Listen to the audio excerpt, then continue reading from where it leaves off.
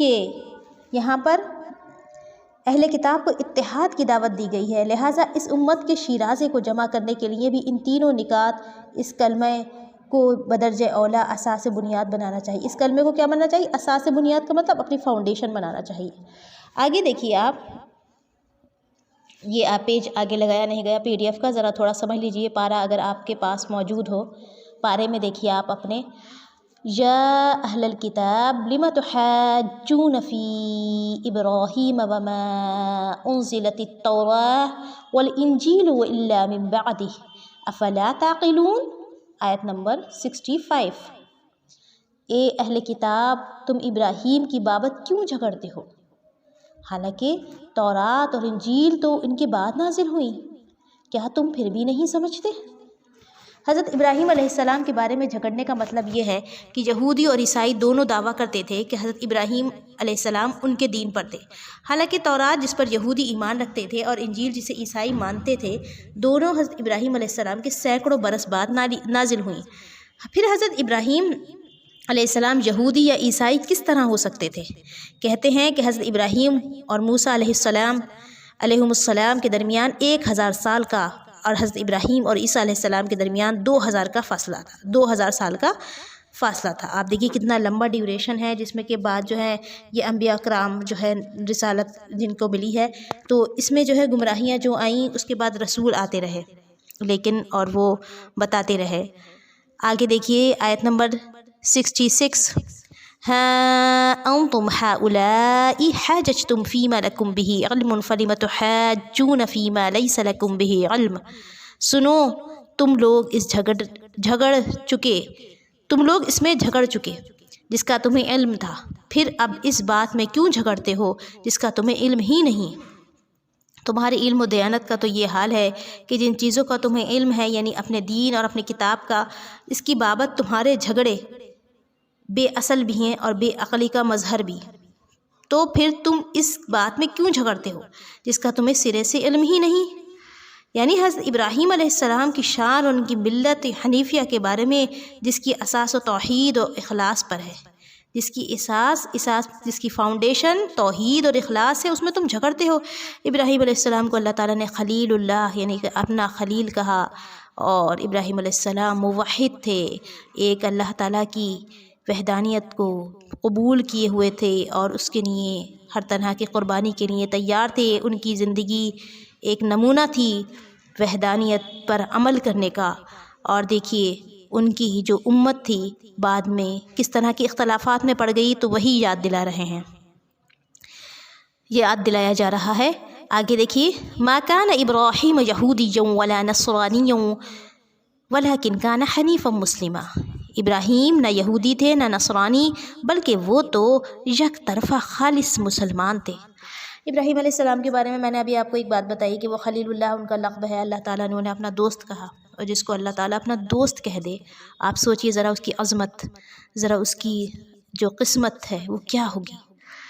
لیکن ابراہیم علیہ السلام کی زندگی بھی دیکھیے آپ، انہوں نے اپنی خواہش سے بڑھ کے اللہ تعالیٰ کے حکم کو اہمیت دی، حتیٰ کہ اپنا بیٹا بھی اس کی گردن پر بھی چھری رکھ دی۔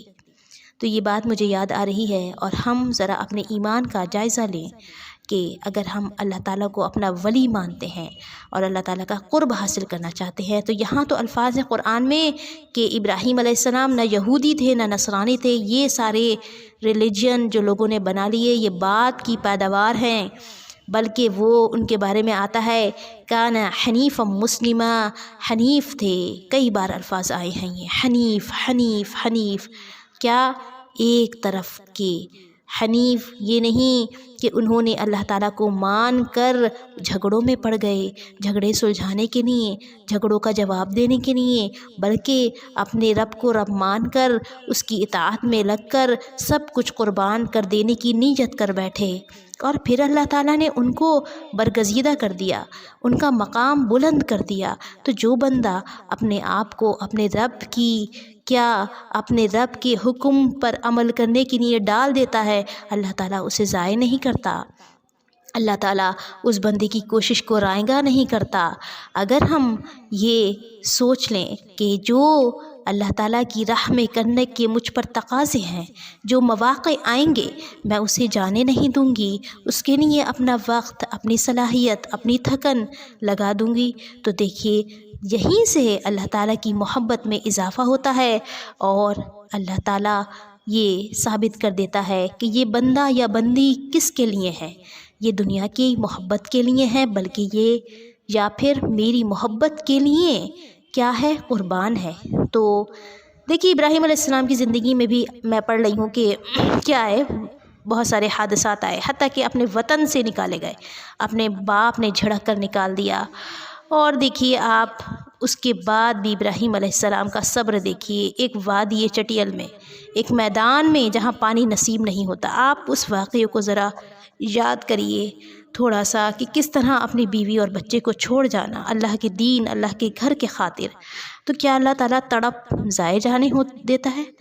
بلکہ نہیں، اللہ تعالیٰ نے وہیں سے چشمہ پھوڑ دیا، اور وہ چشمہ آج تک جاری ہے۔ تو ہم جو قربانی کریں گے سچے دل کے ساتھ، خلوص دل کے ساتھ، تو وہ ہمیں 1 سال 2 سال نہیں بلکہ زندگی اور اس کے بعد تک خیر پھوٹتی رہے گی۔ اس میں سے خیر کے چشمے پھوٹیں گے جب ہم اپنے آپ کو بے لوث ہو کر لگا دیں گے کسی نیک مقصد میں۔ وَمَا كَانَ مِنَ الْمُشْرِكِينَ، وہ مشرک نہ تھے۔ اور ان کا شرک کس طرح سے، کیا انہوں نے ثابت کر دکھایا کہ مشکل وقت آئے لیکن انہوں نے کہیں کسی سے سوال نہیں کیا، انہوں نے کسی اور کو خدا جان کر یا مان کر کسی اور کی بڑائی میں سر نہیں جھکایا۔ آپ دیکھیے نمرود نے، بادشاہ نے حضرت ابراہیم علیہ السلام کو کہاں پھینکوا دیا تھا؟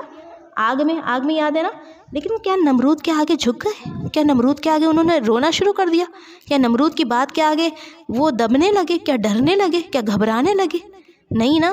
تو پھر ہم کیا کرتے ہیں؟ ہم کتنی جلدی گھبرا جاتے ہیں اور بہانے دینے لگتے ہیں، اور دنیا کی محبت کا ہم شکار ہوتے ہیں حالانکہ، اور ہمیں اتنی زیادہ باتیں بنانی آتی ہیں کہ اللہ تعالیٰ ہمیں معاف فرمائے۔ اور ہمارا حال یہ ہے کہ ہم مواقع آ جانے کے بعد بھی اسے ضائع کر بیٹھتے ہیں۔ جو وقت ہم گنوا رہے ہیں وہ واپس تو نہیں آنے والا، تو پھر ایسا نہ ہو کہ ہم اسی وقت کو یاد کر کے سوچیں کہ شاید اس وقت میں کچھ اچھا کر لیا ہوتا۔ اس سے پہلے ہم اسی وقت میں محنت کے ساتھ، جد و جہد کے ساتھ، کوشش کے ساتھ ایسا کام کر جائیں کہ عادت بن جائے ہماری نیکیوں میں لگے رہنے کی اور ہمیشہ کوشش میں لگے رہنے کی۔ تو یہاں سے ہمیں بہت زیادہ ہدایات اور سبق ملتے ہیں ابراہیم علیہ السلام کی زندگی سے، اور ان کے اندر شرک نہیں تھا، یعنی کہ انہوں نے ہر مقام پر اپنے رب کو ولی جان کر، کیسے کہہ کر وہ کود پڑے تھے کہ جس کے بارے میں آپ حضرت جو اقبال ہیں، علامہ اقبال کی شاعری اگر آپ کو پسند ہو، اور اگر نہیں پسند ہے تو میں آپ کو ریکمینڈ کر رہی ہوں کہ آپ ان کا کلام ضرور پڑھیں۔ ان کا کلام میرے پاس ہے، تو جو ہے کیونکہ میرے تو ہر پاس موجود ہے اور میں نے لیا نہیں ہے، لیکن آپ اگر اسے لینا بھی پڑے تو لے سکتی ہیں، کیونکہ اس میں پورے قرآن کی، جیسے کہ آپ کو تفسیر تو نہیں کہوں گی میں، لیکن قرآن کی جھلکیاں ہیں، اور امت کو بیدار کیا گیا ہے۔ اور امت کو بیدار کرنے کے لیے، مومن کو بیدار کرنے کے لیے ایسے ایسے الفاظ ہیں کہ آپ اشعار پڑھ کے کھو جائیں گی، کھو نہیں جائیں گی بلکہ جاگ جائیں گی اور کہیں گی کہ یہ کیا اشعار ہیں۔ تو انہوں نے تو کیا کہا ہے حضرت ابراہیم علیہ السلام کو کہ بے دھڑک کود پڑا آتش نمرود میں عشق، کہ ابراہیم علیہ السلام بے دھڑک کود پڑے عشق میں اپنے۔ تو خیر اللہ تعالیٰ نے اسے گلے گلزار کر دیا تھا، اللہ تعالیٰ نے آگ کو کیا کر دیا تھا؟ ٹھنڈا، آگ تو انہیں محسوس ہی نہیں ہوئی۔ تو آپ یہ سمجھ لیجئے کہ ابراہیم علیہ السلام کا جب ہم نام لیتے ہیں ہر نماز میں درود ابراہیمی، تو جو ان کا مقام تھا، اس کے بعد ان کی امت میں کیا چلی ہے؟ نبوت چلی ہے نا، کتنے عرصے تک نبوت چلی ہے۔ اس کے بعد حضرت اسماعیل علیہ السلام کی اولاد حضرت محمد صلی اللہ علیہ وسلم کے بعد خاتم النبیین بن کر مبعوث ہوئے۔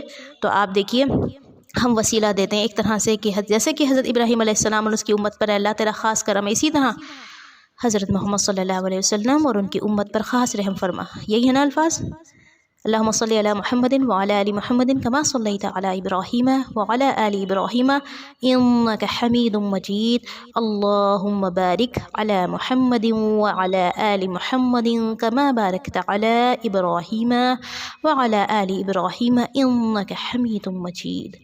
یہ الفاظ ہیں۔ تو آپ دیکھیے رحمت اور برکتوں کی بات ہے ابراہیم علیہ السلام کی اولاد سے لے کر کہ وہ جیسے کہ ان پر رحمت ہوئی، اسی طرح سے آپ اپنے رسول حضرت محمد صلی اللہ علیہ وسلم کی امت پر رحم کریے۔ تو یہ مجھے نا اس لیے خاص لگتا ہے درود ابراہیمی، کیونکہ اس میں ہم کچھ نہیں کہہ رہے ہیں، بس صرف اتنی بات کر رہے ہیں کہ جیسے کہ وہ تجھے محبوب تھے، اور جیسے کہتے ہیں حضرت محمد صلی اللہ علیہ وسلم تجھے محبوب ہیں، اسی طرح ان کی امت پر تو رحم فرما۔ تو ہم کون ہیں، کیا ہے ہماری آئیڈینٹی؟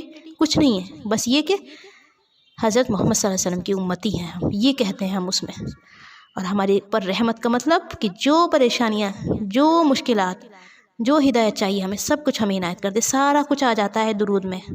اس لیے درود مجھے بہت پسند ہے، آپ لوگوں کو بھی پسند ہوگا تو پڑھا کریے، زیادہ سے زیادہ درود اذکار میں شامل کریے، درود رات کو لیتے وقت درود پڑھیے۔ ابھی مجھے یاد آیا کہ ہمیں کلاس ختم کرتے وقت بھی درود پڑھنا چاہیے، اور کئی دنوں سے میں سوچ رہی ہوں کہ کلاس کے اینڈ میں 2-3 دعائیں کر لوں، لیکن وقت نہیں ہوتا ہے بس، ورنہ میں نے سوچا ہے کئی بار، لیکن ٹائم نہیں ہے بس، کہ فوراً کچھ اور مجھے دیکھنا ہوتا ہے، تو اس وجہ سے جو ہے نہیں ہو پا رہا ہے۔ لیکن انشاءاللہ آگے میں کوشش کروں گی کہ 2-3 دعائیں